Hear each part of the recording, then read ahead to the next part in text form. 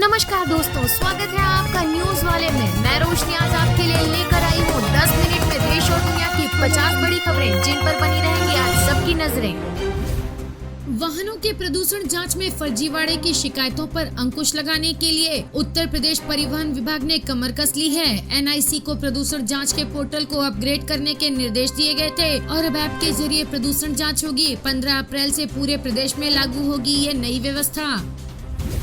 मां वैष्णो के भक्तों के लिए खुशखबरी, जम्मू से कटरा के बीच चलेगी सीधी हेलीकॉप्टर सेवा। कटरा और आसपास के विभिन्न क्षेत्रों में नए भवनों का निर्माण किया जाएगा। जम्मू हवाई अड्डे और कटरा के पंछी हेलीपैड के बीच सीधी हेलीकॉप्टर सेवा शुरू होने से आपातकालीन स्थिति में भी मदद मिलेगी। वर्तमान में वैष्णो देवी यात्री जम्मू से कटरा सड़क अथवा रेल मार्ग से पहुंचकर कटरा से हेलीकॉप्टर सेवा का लाभ ले रहे हैं। भविष्य में उन्हें जम्मू से कटरा के बीच सीधी हेलीकॉप्टर सेवा उपलब्ध होगी।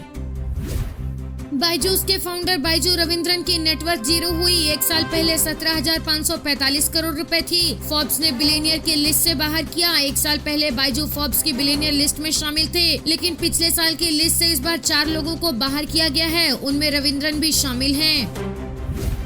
अमेरिका से सवाल, पाकिस्तानी मसलों पर चुप्पी, भारत की आलोचना क्यों? यूएस बोला, हम पाकिस्तान में भी मानवाधिकारों को सुरक्षित देखना चाहते हैं। दोनों देशों के प्रति हमारे रवैये में कोई अंतर नहीं है।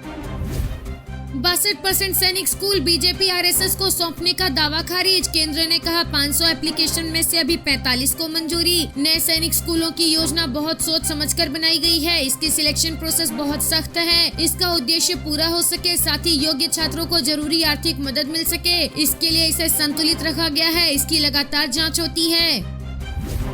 पीओके नेता बोले, पीओके असंवैधानिक तौर पर पाकिस्तान का हिस्सा नहीं। कहा, पाक प्रशासन पीओके के लोगों पर अत्याचार करता है। ये बात अवामी एक्शन कमेटी मीरपुर के प्रमुख नेता आरिफ चौधरी ने कही है। मीरपुर पीओके का प्रमुख शहर है। उन्होंने कहा कि पाकिस्तान पीओके के लोगों से सम्मानजनक व्यवहार नहीं करता है।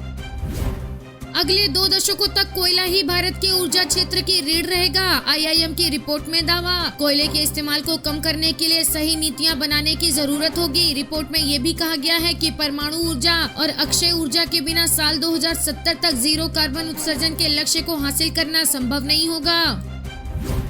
बाइडेन की इफ्तार में नहीं आए मुस्लिम, गाजा जंग में इजराइल के समर्थन पर जताई नाराजगी। व्हाइट हाउस को कैंसिल करना पड़ा रमजान सेलिब्रेशन। मुस्लिम नेताओं ने बाइडेन की इफ्तार पार्टी का न्योता ठुकरा दिया।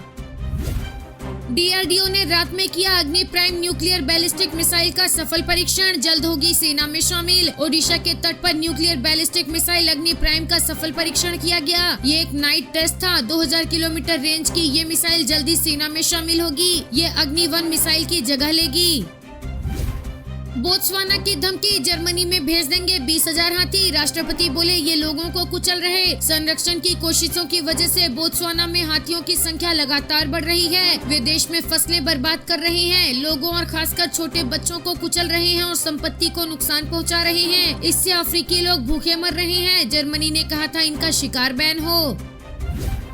आतिशी बोली, अरविंद केजरीवाल का वजन 4.5 किलो घटा। तिहाड़ प्रशासन का जवाब, 1 अप्रैल को उनका वजन 65 किलो था, अब भी उतना ही है। आतिशी ने कहा, केजरीवाल सीवियर डायबिटिक हैं। आज भाजपा उन्हें जेल में डालकर उनके स्वास्थ्य को खतरे में डाल रही है। ईडी की हिरासत में रहने के दौरान उनका शुगर लेवल 3 बार गिर चुका है। श्रीदेवी पर कभी बायोपिक नहीं बनने देंगे बोनी कपूर। बोले, श्रीदेवी काफी प्राइवेट पर्सन थी और उनकी लाइफ प्राइवेट ही रहनी चाहिए। मुझे नहीं लगता जब तक मैं जिंदा हूँ तब तक मैं ऐसा कभी होने दूंगा। मुझे नहीं लगता जब तक मैं जिंदा हूँ तब तक मैं ऐसा कभी होने दूंगा।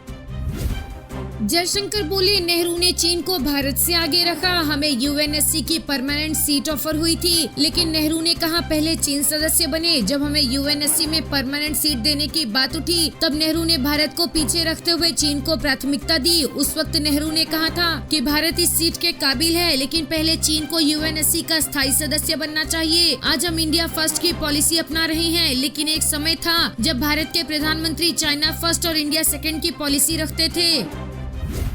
पीएम मोदी ने कहा कि 10 साल पहले भारत के बारे में दुनिया की क्या राय होती थी। छोटे छोटे देश जो आज आटे के लिए तरस रहे हैं, उनके आतंकी हम पर हमला करके चले जाते थे, तब की कांग्रेस दूसरे देशों के पास शिकायत लेकर जाती थी। घमंडिया गठबंधन की सरकारों के समय खस्ता हाल ट्रेनें चलती थी, पर आज पूरे देश भर के लोग वंदे भारत ट्रेनों में सफर कर रहे हैं।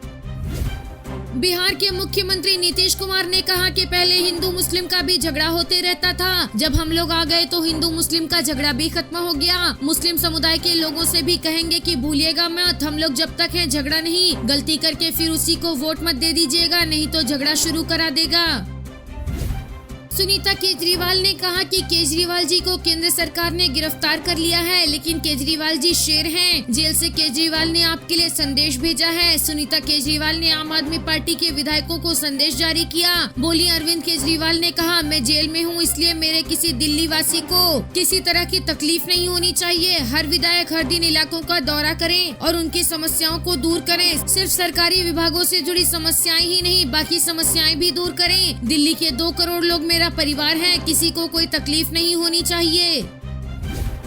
सुनीता केजरीवाल ने कहा कि केजरीवाल जी ने कहा है कि मैं आपसे वोट नहीं मांग रहा, मैं आपसे किसी को हराने या जिताने को नहीं बोल रहा हूँ। जब कुछ नेता सुबह शाम लच्छेदार भाषण देते हैं, देश लूटने में लगे रहते हैं, तो भारत माँ को बहुत गुस्सा आता है। ऐसे लोगों को भारत माँ से सख्त नफरत है। आइए एक नया भारत बनाते हैं, जहाँ हर किसी को खाना मिले, रोजगार मिले, कोई गरीब नहीं होगा, हर एक को अच्छी शिक्षा मिलेगी, हर बीमार को अच्छा इलाज मिलेगा, चाहे वो अमीर हो या गरीब। नितिन गडकरी ने कहा कि प्रधानमंत्री नरेंद्र मोदी जिस विश्वास से भाजपा के 370 जीतने की बात कह रहे हैं, ये लक्ष्य दक्षिण भारत पूरा करेगा। भाजपा के देश में सबसे ज्यादा टीआरपी है। देश में विपक्षी नेताओं की तरफ से अपोजिशन को कमजोर करने की बात कही जा रही है। विपक्ष कमजोर हो या मजबूत, क्या ये हमारी जिम्मेदारी है? हमारी पार्टी की कमजोर स्थिति थी, तब किसी ने भी हमें सहानुभूति नहीं दी थी। अब मेरे दिमाग में कोई संशय नहीं है, भाजपा की अगुवाई वाला एनडीए 400 का आंकड़ा पार करेगा। नरेंद्र मोदी तीसरी बार प्रधानमंत्री बनेंगे, क्योंकि हमारी सरकार ने 10 साल में ठोस काम किया है। आपको हमारा वीडियो पसंद आया हो तो लाइक, शेयर और सब्सक्राइब करना ना भूलें।